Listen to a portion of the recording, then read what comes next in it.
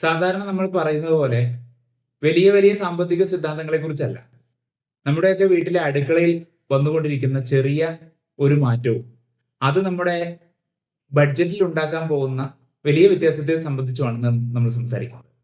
നമുക്കറിയാം, കേരളത്തിൽ coconut oil വ്യാപകമായി ജനങ്ങൾ ഉപയോഗിക്കുന്നതാണ്. അപ്പൊ എങ്ങനെയാണ് ഇത് നമ്മുടെ കുടുംബ ബഡ്ജറ്റിൽ എഫക്ട് ചെയ്യുന്നതെന്നും എന്തൊക്കെയാണ് ഇതിനെ സംബന്ധിച്ച നമ്മൾ മനസ്സിലാക്കിയിരിക്കേണ്ട ചില സാമ്പത്തിക പാഠങ്ങൾ എന്നുമാണ് നമ്മൾ സംസാരിക്കുന്നത്. കോക്കനട്ട് ഓയിലിന്റെ വില ഇത്ര വലിയ രീതിയിൽ കൂടാൻ പ്രധാനമായും 3 കാരണങ്ങളാണുള്ളത്. ഒന്ന്, മുമ്പ് കിട്ടിക്കൊണ്ടിരുന്നതിനേക്കാൾ തേങ്ങയുടെ അളവിൽ കാര്യമായ കുറവ് വന്നു. മറ്റൊന്ന്, എൽനിനോ പ്രതിഭാസം കാരണം ആഗോള അടിസ്ഥാനത്തിൽ തന്നെ ഈ തേങ്ങയ്ക്ക് വലിയ ഡിമാൻഡ് ഉണ്ടാവുകയും അതിനെ തുടർന്ന് ഡിമാൻഡ് സപ്ലൈ തിയറി നമുക്ക് എല്ലാവർക്കും അറിയാം. ഡിമാൻഡ് കൂടുമ്പോൾ പ്രൈസ് കൂടുന്നു എന്ന എല്ലാവർക്കും അറിയാവുന്ന ഒരു അടിസ്ഥാന തത്വവും കൊപ്രയുടെ പ്രൈസിലുള്ള വലിയ വർധനവും ഒക്കെയാണ് ഇതിന് കാരണമായത്. അപ്പോൾ കാരണം എന്തു തന്നെ ആയാലും ഒരു മിഡിൽ ക്ലാസ് ഫാമിലിയിൽ കേരളത്തിൽ ഉപയോഗിക്കുന്ന ആവറേജ് കോക്കനട്ട് ഓയിൽ കൺസംഷൻ എന്ന് പറയുന്നത് ഒരു 3 ലിറ്റർ എങ്കിലും ഉണ്ടാകും. 3 ലിറ്റർ വെളിച്ചെണ്ണ ഒരു മാസം നമ്മൾ ഉപയോഗിക്കുന്നുണ്ട്. ഇപ്പൊ മുമ്പ് അത് 250 റുപ്പീസിന് കിട്ടിക്കൊണ്ടിരുന്നപ്പോൾ ഇപ്പൊ നിയർലി 500 ഓർ 500 എബോ ആണ് ഇപ്പൊ അതിന്റെ വില. അപ്പൊ വലിയ രീതിയിലുള്ള ഒരു വ്യത്യാസമാണ് ഈ ഒരു കോക്കനട്ട് ഓയിലിന്റെ പ്രൈസ് കൊണ്ട് മാത്രം നമ്മുടെ കുടുംബ ബഡ്ജറ്റിൽ ഉണ്ടാവാൻ പോകുന്നത്. അതെങ്ങനെയാണെന്ന് മനസ്സിലാക്കിയാൽ ഒരു 35,000 ടു 50,000 സാലറി കിട്ടുന്ന ഒരു മിഡിൽ ക്ലാസ് ഫാമിലിയുടെ 35% ഓഫ് ഇൻകം അവർ ഉപയോഗിക്കുന്നത് ഇത്തരം വീട്ടു ചെലവുകൾക്ക് വേണ്ടി, ഗ്രോസറിക്ക് വേണ്ടിയിട്ടൊക്കെയാണ്. അപ്പൊ ഇത്രയും കാലം നമ്മൾക്ക് ഒരു 4% 5% ആണ് കുക്കിംഗ് ഓയിലിന് വേണ്ടി വന്നതെങ്കിൽ ഇപ്പോൾ അത് 8% മുതൽ 10% വരെ എന്ന രീതിയിൽ ഉയർന്നിട്ടുണ്ട്. ഇങ്ങനെയൊക്കെ പറയുമ്പോൾ കേൾക്കുമെന്നല്ലാതെ മൊത്തത്തിൽ ബഡ്ജറ്റിനെ കുറിച്ച് നമ്മൾ തീരെ അവെയർ അല്ല എന്ന ഒരു വലിയ പ്രശ്നം നമ്മളുടെ സാമ്പത്തികം കൈകാര്യം ചെയ്യുന്നതിൽ എപ്പോഴും ഉണ്ട്. എനിക്ക് എത്ര രൂപ എന്തെല്ലാം കാര്യങ്ങൾക്ക് ചെലവ് വരും എന്ന് കൃത്യമായി മോണിറ്റർ ചെയ്യുന്ന ഒരു സ്വഭാവം തീർച്ചയായും നമ്മൾ ബിൽഡ് ചെയ്യണം. കാരണം സമ്പത്ത് ദീർഘകാലത്തേക്ക് ബിൽഡ് ചെയ്യാൻ ആഗ്രഹിക്കുന്ന ഏതൊരാളും ആദ്യമായി മനസ്സിലാക്കേണ്ടത് നമ്മുടെ എക്സ്പെൻസസിനെ കുറിച്ചാണ്. എപ്പോഴും നമ്മൾ നമ്മളുടെ എക്സ്പെൻസുകളെ കൺട്രോൾ ചെയ്യാൻ, അല്ലെങ്കിൽ എക്സ്പെൻസുകൾക്ക് അനുസരിച്ച് നമ്മളുടെ ഇൻകം വർദ്ധിപ്പിക്കാനുള്ള പണി എടുത്തിട്ട് മാത്രമേ എക്സ്പെൻസുകൾ നമ്മൾ കമ്മിറ്റ് ചെയ്യാൻ പാടുള്ളൂ. ഒരു ഫോൺ നമ്മൾ EMI ഇട്ട് വാങ്ങുന്നുണ്ടെങ്കിൽ അതിനുള്ളൊരു മാർഗം കാണാതെ അത് വരുന്നിടത്ത് വെച്ച് കാണാം എന്ന രീതി ഒരു സാമ്പത്തിക അച്ചടക്കമുള്ള ഒരാൾക്ക് യോജിച്ചതല്ല. അതുകൊണ്ട് ഒരിക്കലും നമ്മളത് ചെയ്തുകൂടാ. അപ്പൊ ഈ ബഡ്ജറ്റിങ്ങിൽ വലിയ പ്രാധാന്യമുണ്ട്. മുമ്പ് ഒരിക്കലും ഒരു വീഡിയോയിൽ ഞാൻ സൂചിപ്പിച്ചിട്ടുണ്ടായിരുന്നു, വളരെ ലളിതമായി നിങ്ങൾക്ക് ബഡ്ജറ്റിംഗ് ചെയ്യാവുന്ന ഒരു മാർഗത്തെക്കുറിച്ച്. എന്താണ്, നമ്മൾക്ക് എല്ലാവർക്കും വാട്സപ്പ് ഉള്ളവരാണ്. അതുകൊണ്ട് ഒരു വാട്സപ്പിൽ ഒരു ഗ്രൂപ്പ് ക്രിയേറ്റ് ചെയ്ത് നിങ്ങളും നിങ്ങളുടെ പാർട്ണറും അതിൽ അംഗമാവുകയും രണ്ടിൽ ആര് സ്പെൻഡ് ചെയ്താലും അതിൽ കൃത്യമായി നോട്ട് ചെയ്ത് വെക്കുകയും ചെയ്തിട്ട് അത് മന്ത് എൻഡിൽ കാൽക്കുലേറ്റ് ചെയ്ത് എത്ര രൂപ ആവുന്നുണ്ട്. ഇപ്പൊ പുതിയ AI ടൂൾസ് ഒക്കെ വന്നിട്ടുണ്ട്. നമുക്ക് ChatGPT-നോടോ മെറ്റ AI-നോടോ നമുക്ക് വളരെ ഫെമിലിയർ ആയ ഏതെങ്കിലും ഒരു സിമ്പിൾ AI ടൂൾസിൽ ഈ എക്സ്പെൻസസ് എല്ലാം കോപ്പി ചെയ്ത് ഇട്ട് കൊടുത്തിട്ട് ഇതൊന്ന് കാറ്റഗറി തിരിച്ച് തരാൻ പറഞ്ഞാൽ വളരെ കൃത്യമായി, വളരെ നിസ്സാരമായി നമുക്ക് നമ്മുടെ എക്സ്പെൻസസ് മോണിറ്റർ ചെയ്യാവുന്നേ ഉള്ളൂ. അപ്പൊ ഈ രീതിയിൽ നമ്മളത് ചെയ്ത് നമ്മൾക്ക് അറിയണം നമ്മുടെ പണം എപ്പോ എവിടേക്ക് എത്രയൊക്കെ പോകുന്നുണ്ടെന്ന് തീർച്ചയായിട്ടും അറിയണം. ഞാനിപ്പോൾ ഒരു കാര്യം പറയാം. അത് നിങ്ങളുടെ ലൈഫിൽ എപ്പോഴെങ്കിലും അനുഭവപ്പെട്ടിട്ടുണ്ടെങ്കിൽ താഴെ ഒന്ന് കമന്റ് ചെയ്ത് അറിയിക്കൂ.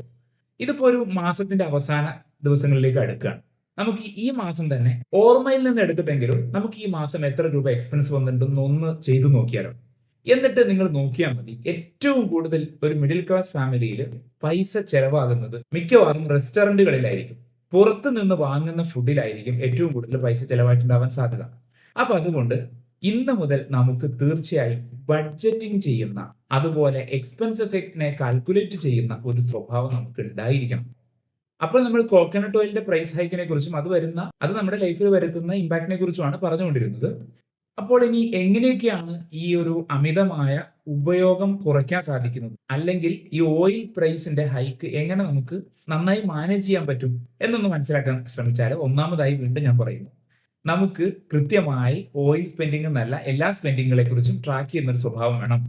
രണ്ടാമതായിട്ട് നല്ല സബ്സ്റ്റിറ്റ്യൂട്ടുകളെ മാത്രം വേണമെങ്കിൽ നമുക്ക് സബ്സ്റ്റിറ്റ്യൂട്ട് ചെയ്യുന്നതിനെ കുറിച്ച് ആലോചിക്കാം. പക്ഷേ അടിസ്ഥാനപരമായി മനസ്സിലാക്കണം, നമ്മുടെ ഏറ്റവും വലിയ വെൽത്ത് എന്ന് പറയുന്നത് നമ്മുടെ ഹെൽത്ത് തന്നെയാണ്. അതുകൊണ്ട് ഹെൽത്തിന് ഹാംഫുൾ ആകുന്ന ഒന്നും സബ്സ്റ്റിറ്റ്യൂട്ട് ചെയ്യാതിരിക്കുക. അതിനെക്കുറിച്ച് പറയൽ എന്റെ ഒരു ഏരിയ അല്ലാത്തതുകൊണ്ട് ഞാൻ അതിലേക്ക് കടക്കുന്നില്ല.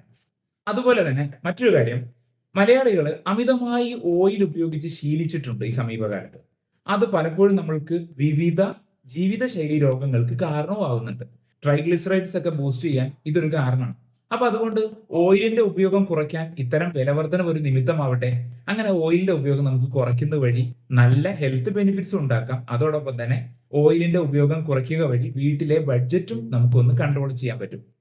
പിന്നെ ചെയ്യാവുന്ന വളരെ ലളിതമായി എല്ലാവർക്കും ചെയ്യാവുന്ന ഒരു കാര്യം, നമ്മുടെ പരിസരത്തുള്ള അയൽവാസികളോ റെസിഡൻസ് അസോസിയേഷൻ ഒക്കെ ഒരുമിച്ച് ചേർന്നിട്ട് മില്ലുകളിൽ നിന്ന് ബൾക്കായി കോക്കനട്ട് ഓയിൽ വാങ്ങുക. അത് ഈക്വലി ഡിസ്ട്രിബ്യൂട്ട് ചെയ്ത് എടുക്കുകയും ചെയ്യുന്ന, അല്ലെങ്കിൽ ഓരോരുത്തരുടെയും ആവശ്യം അനുസരിച്ച് ഡിസ്ട്രിബ്യൂട്ട് ചെയ്ത് എടുക്കുകയും ചെയ്യുന്ന ഒരു സംവിധാനം ചെറിയ അളവിലെങ്കിലും നമ്മളുടെ ഓയിൽ പ്രൈസ് നമുക്ക് സേവ് ചെയ്യാൻ സാധിക്കും. അതുപോലെ തന്നെ ഇത്തരം ഒരു വിലക്കയറ്റം നമ്മൾ കൺമുന്നിൽ കണ്ടതാണ്. ഇത് നമുക്കൊരു ജീവിത പാഠമായിരിക്കണം. ഇന്നല്ലെങ്കിൽ നാളെ നമ്മളുടെ നിത്യോപയോഗ സാധനങ്ങളിൽ ഏതെങ്കിലും ഒന്നിന് എന്തെങ്കിലും ഒരു ഗ്ലോബൽ റീസൺ കാരണം കൊണ്ടും പോലും ഇത്തരത്തിൽ വലിയ പ്രൈസ് ഹൈക്കുകൾ വന്നേക്കാം. നമുക്ക് ഒഴിച്ചുകൂടാൻ പറ്റാത്ത പല പ്രൊഡക്റ്റുകളുടെയും പ്രൈസ് കൂടിയേക്കാം. അത് നമ്മളുടെ വീട്ടു ബഡ്ജറ്റ് താളം തെറ്റിച്ചേക്കാം. അതുകൊണ്ട് തന്നെ വളരെ ചെറിയൊരു സേവിങ്സ്, ഞാൻ എന്നും പറയുന്നത് പോലെയുള്ള മാൻഡേറ്റ് ക്രിയേറ്റ് ചെയ്ത് SIP ചെയ്യുന്ന അങ്ങനത്തെ ഒരു സേവിങ്സ് അല്ല, വളരെ ചെറിയൊരു സേവിങ്സ് നമ്മൾ പോലും അറിയാതെ നമ്മുടെ ബാങ്കിൽ നിന്ന് പോകുന്ന ഒരു RDO, അല്ലെങ്കിൽ ഒരു ചെറിയൊരു പോസ്റ്റ് ഓഫീസ് ഡെപ്പോസിറ്റോ എന്തെങ്കിലും ഒന്ന്, ഒരു അഡീഷണലി ഒരു 200 റുപ്പീസ് ഒക്കെ, വലിയ തുകയൊന്നുമില്ല, വെറും 200 റുപ്പീസ് ഒക്കെ ഒരു RD പോലെ ചെയ്ത് ഒരു ലിക്വിഡ് മണിയായി നമുക്ക് ഒരു അഡീഷണൽ ഒരു കുഷ്യൻ എന്ന നിലക്ക് അതൊരു സേവിങ് ഹാബിറ്റ് രൂപപ്പെടാനും, ഇത്തരത്തിൽ ഒരു അനിവാര്യ ഘട്ടം വന്നാൽ നമുക്കത് എടുത്ത് ഉപയോഗിക്കാനും വേണ്ടി തന്നെയുള്ള ലിക്വിഡേറ്റ് ചെയ്യാവുന്ന പണമായി ചെറിയൊരു തുക ഇയർലി നോക്കുമ്പോൾ ഒരു 3000 to 5000 ഒക്കെ ഉണ്ടാവുള്ളൂ. പക്ഷെ എന്നാൽ പോലും ഇത്തരം ഒരു സാഹചര്യത്തിൽ നമുക്കൊരു ഫാമിലി ബഡ്ജറ്റ് കുഷ്യനായി നമുക്ക് ഉപയോഗിക്കാവുന്ന ഒരു മാർഗം തന്നെയാണത്.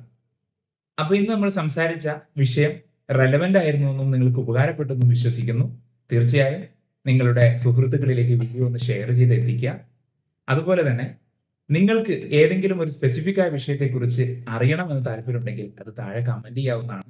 അതുപോലെ തന്നെ നിങ്ങൾക്ക് സാമ്പത്തിക മേഖലയിൽ ഏതൊരു സർവീസ് ആവശ്യമുണ്ടെങ്കിലും താഴെ കാണുന്ന വാട്സ്ആപ്പ് നമ്പറിൽ നമ്മളുമായിട്ട് കണക്ട് ചെയ്യാവുന്നതാണ്. മറ്റു വീഡിയോയിൽ വീണ്ടും കാണാം. Thank you so much.